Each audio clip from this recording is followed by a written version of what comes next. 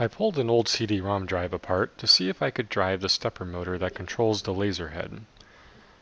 Taking a quick look at the stepper motor, you'll see that either on the back or the side there were 4 leads to connect to. You'll need to connect wires to these 4 leads in order to make the connection to your controller. A simple way to do that is to lay a bare wire over each one individually and use a soldering iron to loosen the existing solder just enough to tack it on.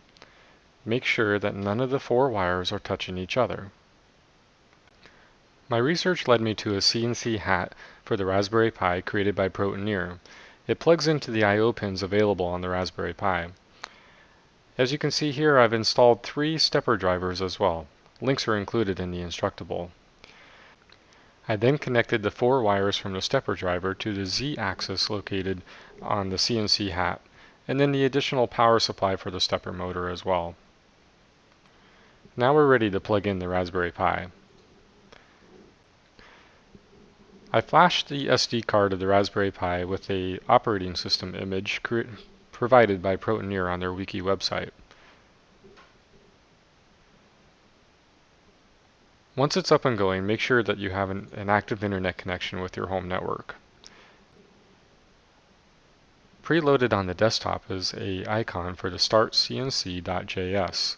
Double-click this and wait for the terminal window to pop up and load the script.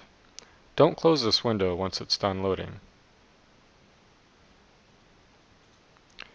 Now that it's finished, I go over to another computer that's connected on the same home network, but in other ways it has no connection to the Raspberry Pi.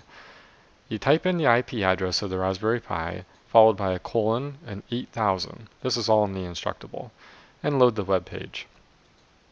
You'll now see the web interface for the CNC controller. The first thing to do is to make the connection to the Raspberry Pi. The port and the baud rate are pre-filled automatically. I didn't even need to touch this. Simply click the open button and wait for it to connect. Double check that your external power supply for the stepper motor is on and running.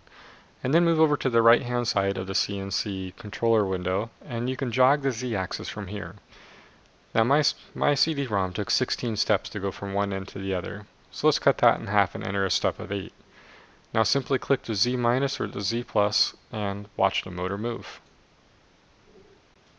Don't worry about limit switches or driving the motor too far. CD-ROMs are designed to simply skip if they're driven too far. Hope you enjoyed this Instructable and good luck with your project.